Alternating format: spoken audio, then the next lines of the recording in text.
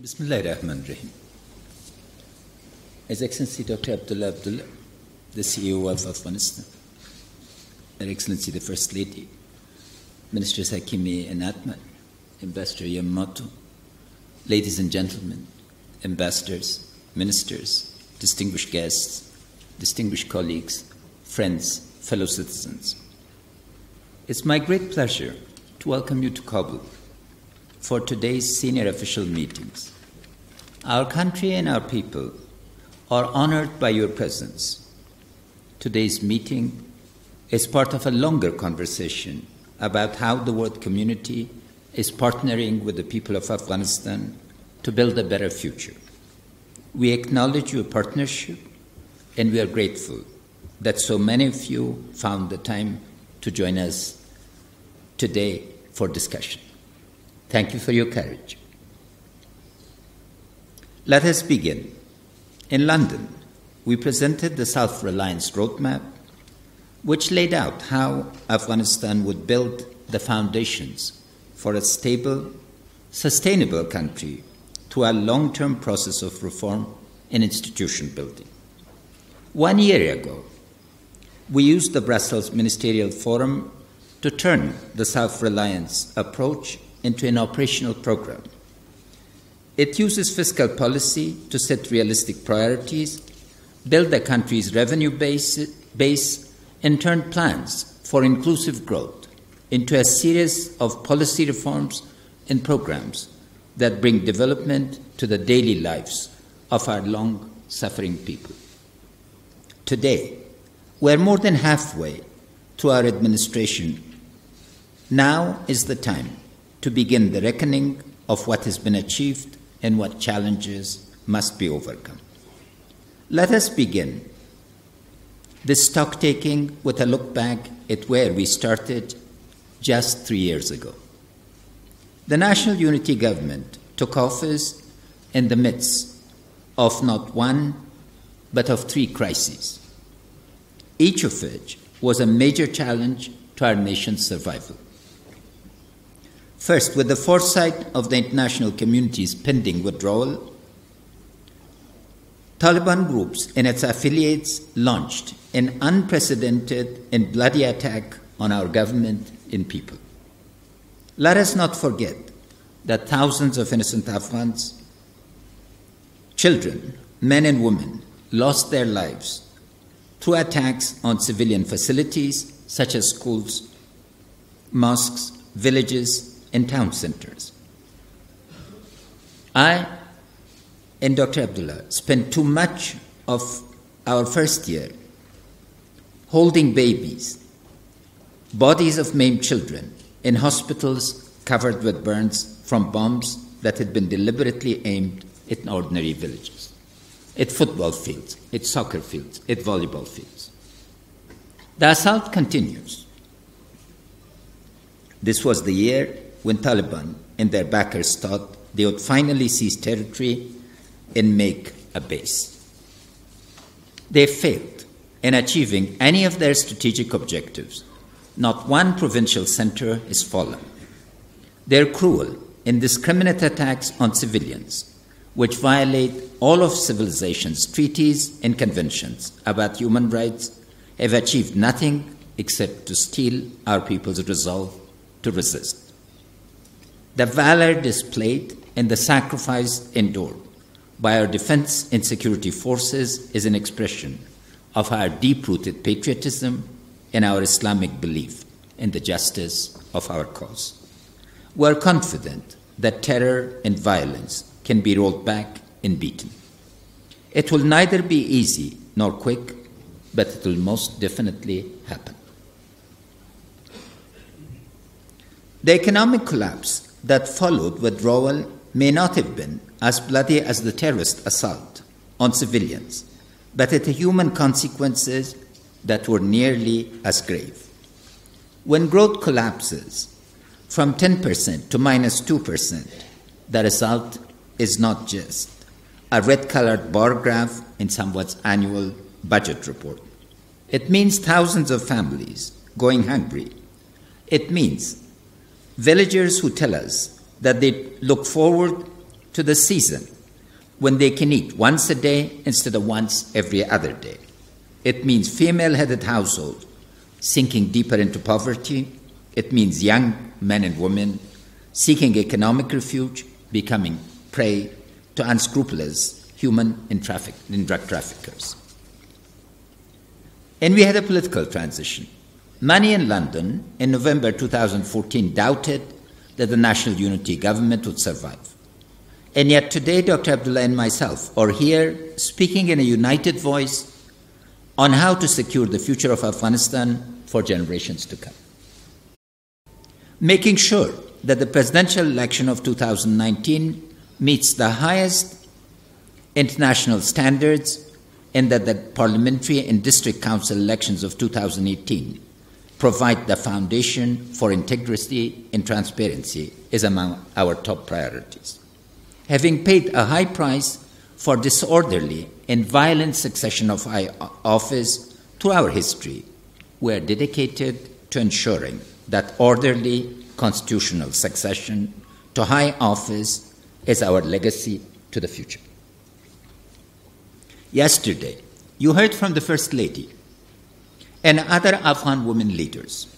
You also interacted with Dr. Qayyumi, our distinguished international leader on education and infrastructure, and a number of ministers and deputy ministers on drivers of inclusive growth and our programs and projects for infrastructure. The 2 hours of listening to our women in conversation was a singular pleasure, for it demonstrates the remark of our German colleague that Afghan women now own the discourse and the practice of empowerment. I hope that the other 2 sessions were equally productive. Leadership and management in Afghanistan is undergoing a generational change, and I'm proud to be a catalyst in passing the torch into the capable hands of the generation of 1990s, and hopeful that they will leave their mark on in our history as the great generation that succeeded in overcoming conflict, criminality, and corruption through commitment, compassion, and courage. I urge my colleagues to hone in their listening skills to distinguish between noise and emerging patterns, and to appreciate the wisdom of our citizens expecting civil servants to be their public servants.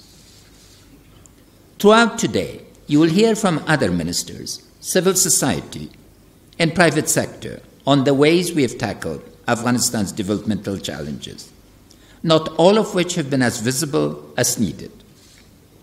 We approach these problems by way of introduction to this senior officials meeting. First and most importantly, starting in London, we took full ownership of our problems. Securing the country, investing in rule of law, stopping corruption, building up revenue, these are our problems, not yours. Let me repeat, these are our problems, we need to solve them. Take security.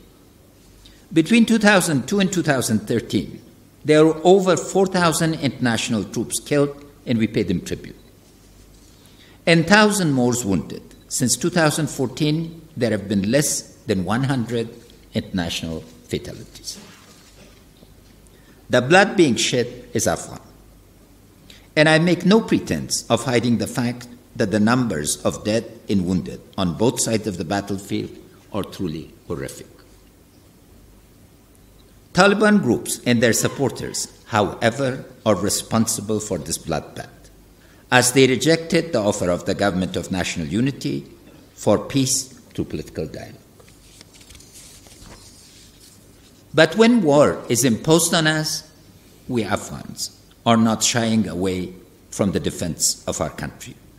And I don't think that a single general from the international community will fail to acknowledge not just the bravery of our soldiers and officers and NCOs, but of our government's commitment to improving the quality of leadership and the ability of our security forces to defend the nation. As Commander-in-Chief, I've been privileged to visit 6 of our Army corps recently listening and speaking to all ranks, and am proud to salute their heroism and increasing professionalism. I also acknowledge commitment and the strategic patience of our people, particularly the families of civilian victims of violence, for their dignity and dedication. We took ownership of our responsibilities to be a democratic, peaceful neighbor to the countries of our region. Afghanistan does not and never will be a sponsor of international terrorism or rely on malign non-state actors as an instrument of policy. We build bridges to our neighbors. No country in our region has tried harder to sign treaties, develop shared resources, free up trade, and promote the kind of dialogue that will turn peaceful cooperation into greater welfare and security throughout the region. And we are proud that our efforts on connectivity are paying off. Afghanistan will become a hub for regional trade and transit. Taking our partnership seriously, we work to deepen and broaden them. And Warsaw and Brussels are illustrations of this.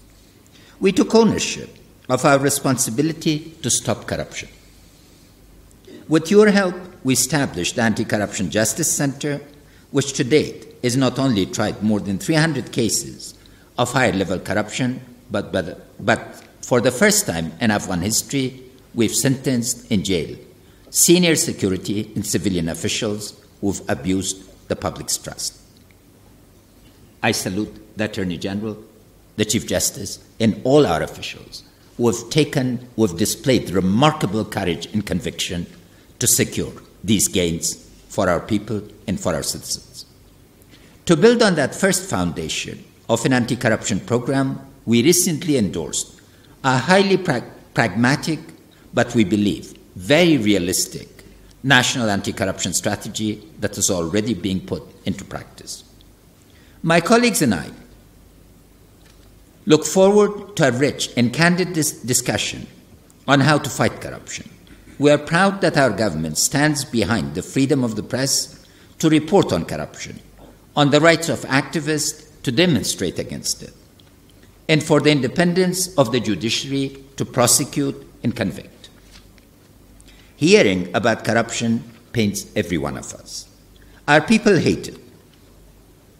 Our young people, our women, and especially our poor, the three numerical majorities of our people hate it. I hate it. I want to assure not just you and the international community, but my colleagues and friends from the Afghan civil society and private sector, that you have our firm, unwavering backing for continued advocacy and partnership in bringing this scourge to an end. And we took ownership of our responsibility to the poor, the women, and the youth. Helping the poor is not just our constitutional and political obligation. It is the bedrock of our religion and our culture. That Afghan children go hungry, that widows of our martyrs cannot send their children to school, that farmers who worked all year then see their fruit rot in the fields. This is not your problem as donors to Afghanistan's development. It is our failing, and it will not continue. It will not be permitted to continue.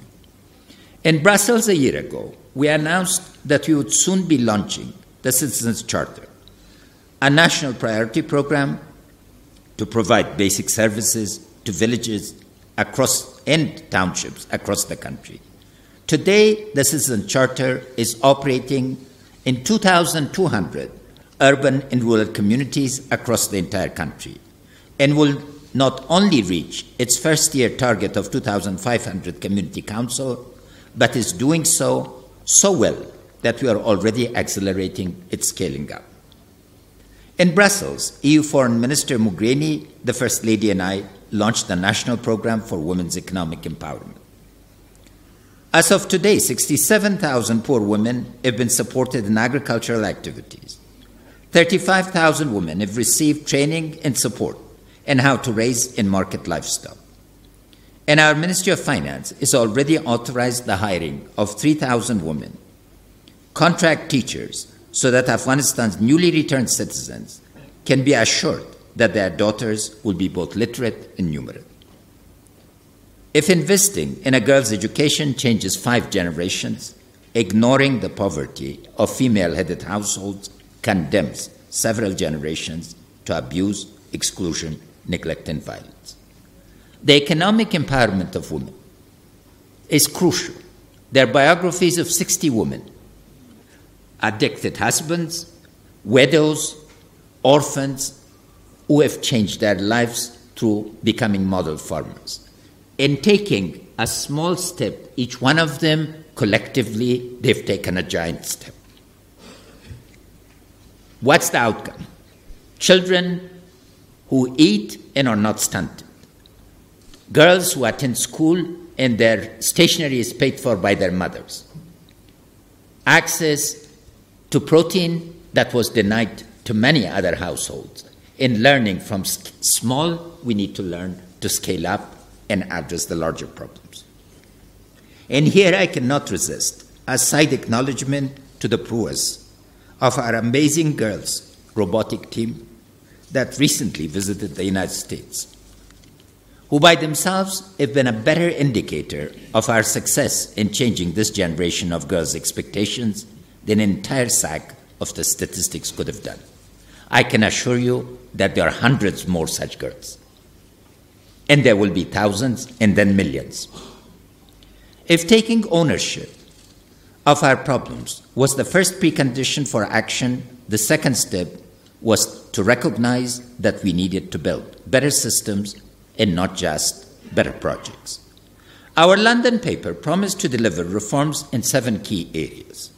First, we said that we would tackle the underlying drivers of corruption. You have with you our newly issued National Anti-Corruption Strategy.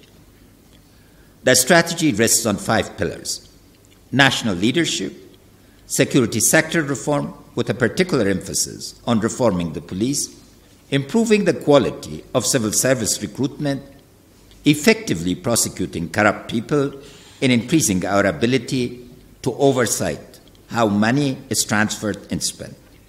And while anti-corruption will always be a whole-of-government effort, to be realistic, we give first priority to aggressively pursuing corruption in our 9 top security, revenue, and expenditure ministries, with particular roles for private sector and civil society engagement. These are monitoring and advocacy roles. However, confident we are in this strategy, one major area where we have not yet had the space to act as decisively as needed is in controlling the linkage between the narcotics trade and corruption in government. We have not forgotten or ignored this issue. However, we first need to provide the reinforcement that our security, judicial, and anti-money laundering institution will need for those efforts to succeed.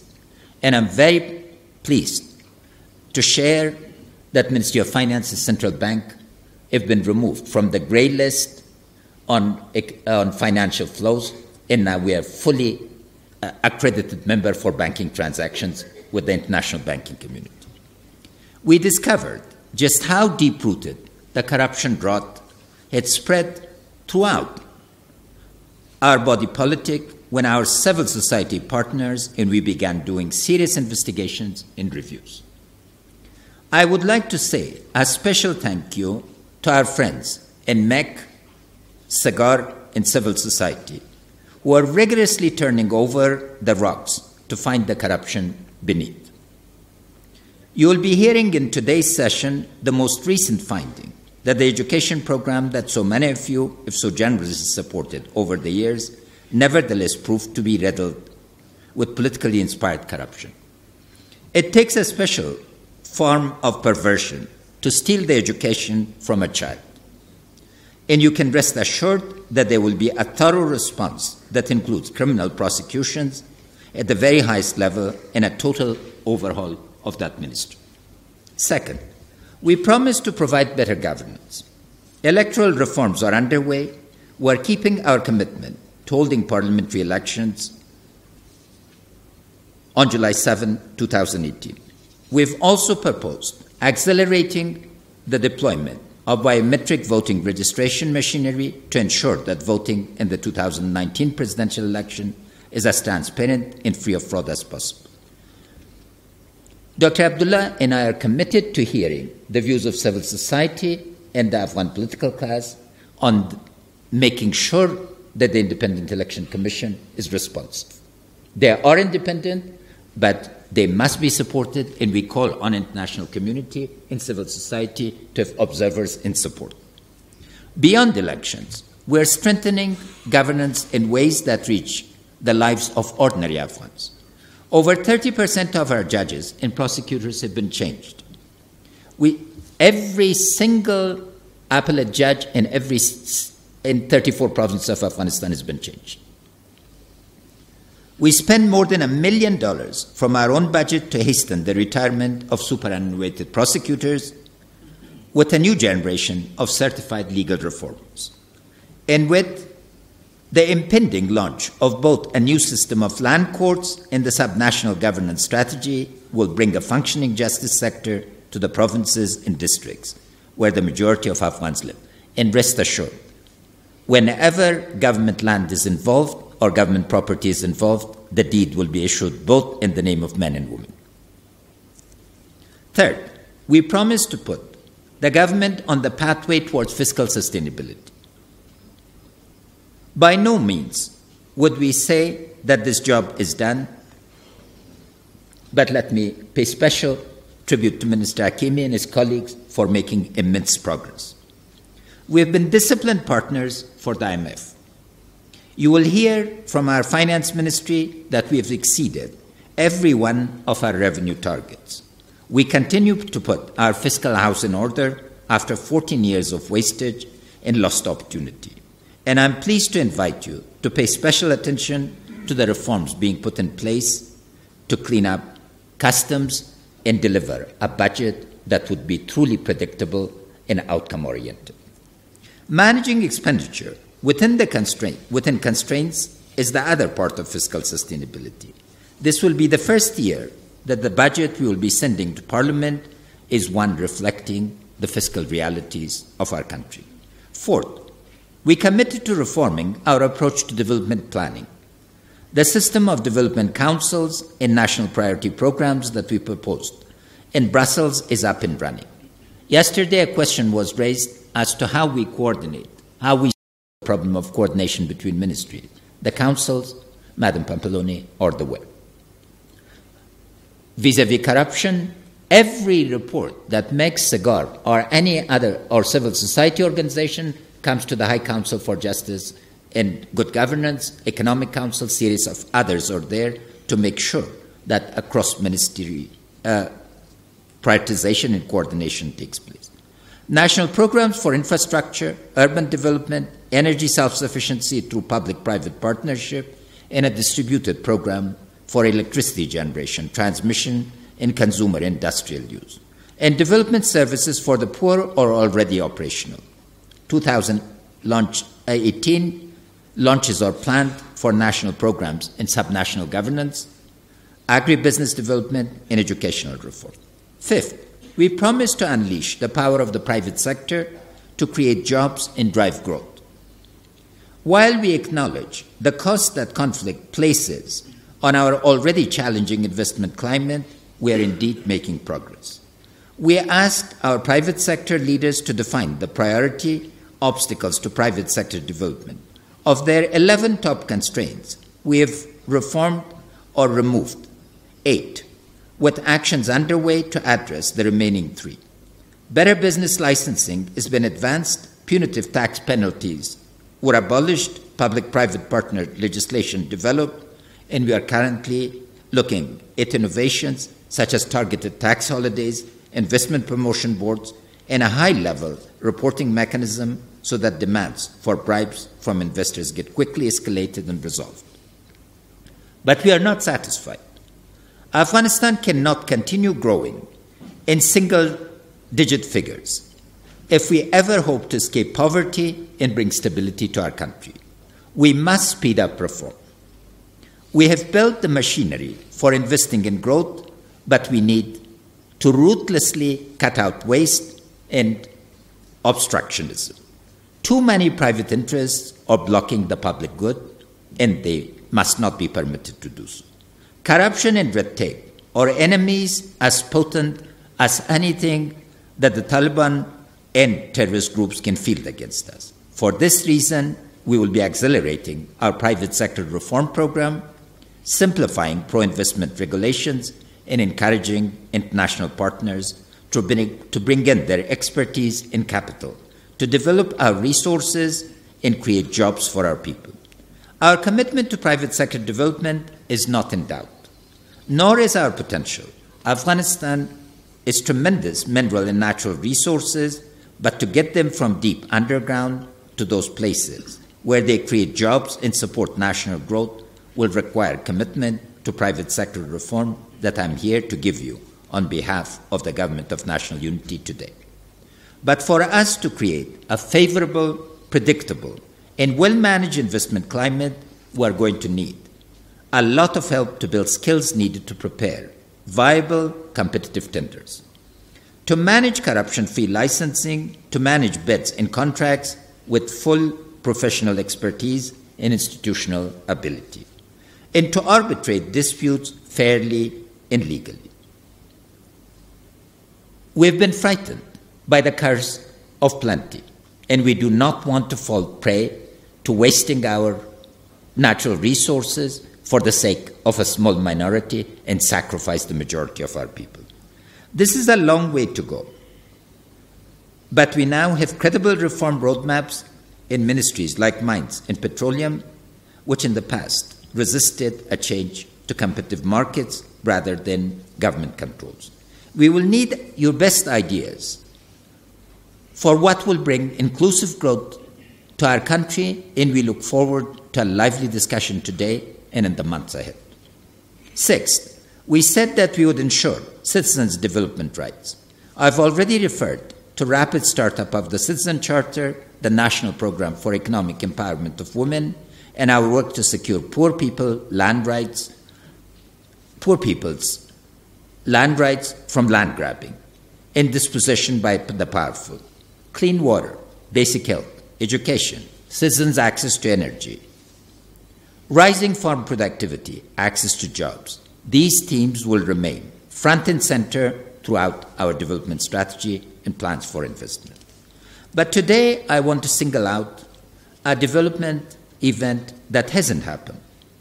In 2015, the first of what became more than 1 million refugees from Pakistan and Iran joined another million already living in camps for the internally displaced. With all of the other challenges that our country faces, this could easily have become another international crisis. Dr. Abdullah ably led our response. Instead, Afghanistan welcomed its new citizens home with open arms. Our national unity government came together with our international partners to provide a comprehensive whole-of-community policy framework to foster integration and prevent conflict, as such large numbers of people arrived to find shelter in already poor settlements. Our government did not wait for donor support, but instead immediately hired and deployed 3,000 women teachers so that the young girls of the returnees would face few barriers as they enrolled in schools in their new homes. Regulations that restricted their mobility and access to services, such as health or education, were either modified or abolished. Winterization programs are well advanced. Planning for programs to reduce the time that returnees spend in camps and instead become economically vibrant members of host communities are already underway and will be expanded. Lastly, we promised to reinvent our approach to development partnership. I've already referred to our push to build up trade and stability arrangements with all of our partners. I again emphasize our commitment to constructive diplomacy with Pakistan so that our entire region can build the trade machinery that will bring about peace and prosperity. We've also done our best to reform aid. By now, there can be no doubt that on-budget aid through our national programs, such as the Citizen Charter or our national health programs, is far more effective at bringing the scale and scope of development to large numbers of Afghans in ways that off-budget aid simply is not set up to achieve. We have already described our fiscal reform roadmap, and we continue to work closely with the IMF, the World Bank, and ADB to make sure that all on-budget aid will meet international standards for fiduciary control and end-use oversight. But we need to do more. Development assistance needs to work at scale. It needs to build systems, not projects. We need to be able to show the people in newly stabilized regions that our government can bring them sustainable, corruption-free jobs, justice and services, not one-off programs. This will be challenging, but we are no longer starting from scratch. Innovative donor programs such as EU's excellent state-building contract, the American government's new development partnership, and the ARTF's ongoing incentive program show that properly designed on-budget support programs can bring about the reforms and investment that are so badly needed. We would like to see more of your aid go through such programs that are every bit as much in your own national strategic interest as they are in ours. Our record of matching words with deeds should help convince your government and people, particularly the hard-hit taxpayers, that you have a partner in the government of national unity that shares your democratic values and is focused relentlessly on ensuring our shared interest in security. I thank each one of you in your countries for not only staying the course, but also expanding in your support in Warsaw and Brussels, and through bilateral and multilateral mechanisms. Together, we have created a platform for cooperation that can result in the replacement of a vicious circle of chain-linked problems with a virtuous circle of chain-linked solutions. Combined development across core functions of the market, society, and state is not merely desirable, it is feasible. As we are meeting in a changed context, let me urge all regional, international, and national stakeholders to take stock of the context and respond to it constructively. President Trump's imaginative South Asia strategy is providing a new context for reassessment to renounce violence and war and to embrace dialogue and cooperation. We welcome and strongly endorse the strategy and stress that its primary objective is to ensure security and stability in the region, thereby helping secure the world from the threat of terrorism. We learned to lead and manage under conditions of radical uncertainty, never losing our strategic focus on our strategic patience. As the First Lady stated yesterday, our people are now living and planning within a horizon in context of relative certainty. This is a great payoff of the new South Asia strategy, and we welcome it. Given the platform of transformation in the change context, let me conclude with some broader questions that must be considered. The question of legacy matters. First and foremost, our 2019 election must secure a consensus that the process has been fair and people's voices have been heard and acted upon. Second, democracy must be institutionalized. I have flagged the investments that we are making in building the foundations for a self-reliant Afghanistan. But as critical as economic growth, regional trade, and even domestic security may be, there is one reform whose importance trumps all of them. We must advance the rule of law. The Constitution is our statement of values and the national consensus for how disputes and disagreements get resolved without the use of arms and violence. Our Constitution defines our people's rights and obligations and obligates the state to advance and protect them. It is the bedrock on which all else stands. The stories that you hear in the discussion that you will have today are the means by which constitutional government in Afghanistan will continue to replace violence, patronage, and corruption. Our state cannot continue to be the private property of a small and corrupt elite that profiteers on the suffering of our people. As I was preparing for this speech, a friend visiting from overseas was marveling that you could draw a long arch from Kabul in any direction, and you would not find as much freedom of speech, as much freedom to criticize, or as much commitment to reform as what you see in Afghanistan today.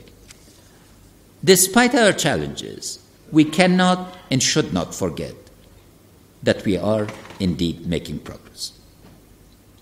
Third, we must secure peace. I call once again on Pakistan to intensify the state-to-state dialogue with us to secure regional peace and security. Providing sanctuary to malign non-state actors is conduct unbecoming responsible international stakeholders in the 21st century. The successful peace agreement with Hizb Islami should demonstrate to Taliban groups that we have the capacity and the political will to enter and successfully conclude an intra-Afghan dialogue. Opt for love instead of war, ballots instead of bullets, in dialogue instead of destruction. Afghanistan is undergoing a generational change. We are nurturing a whole new generation of young reformers, and we continue to break the patronage of the past with the practical realization of a government that is based on merit, law, and rules. If just one of my prayers can be answered, it is this: that the next government continues to build on this foundation that our Constitution provides to make sure that the next generation of children is hope, opportunity, and the chance to never again live in violence and corruption that has been a dark cloud over so many of our lives. We've had 5 generations that have been divided. We are now looking to a generation of healing, a generation of compassion, a generation of mercy, and a generation of peace. We've made tough choices. We've fought back against terror. We've tackled the roots of power and corruption. We've challenged the distortion to our religion and culture that blocked women from school and made justice arbitrary and predatory. We will leave the field scarred and bloodied, but determined to succeed. But we will leave behind hope, because imagination is vision, is returned to our country. The land of Rumi, known as Maulana to us, Amir Ali Sher Nawai, Khushal Khatek, and our other literary giants across centuries is once again producing first-class poetry in prose. 17 years ago, the language, it nearly died. From penny novels to epic poetry, from the transient to the enduring, from the existential to the civilizational, our women and men are hard at work to demonstrate that collective imagination is giving voice to our national hopes and aspirations to lead secure, meaningful, and prosperous lives. You have my very warmest best wishes and thanks for being such great partners and friends.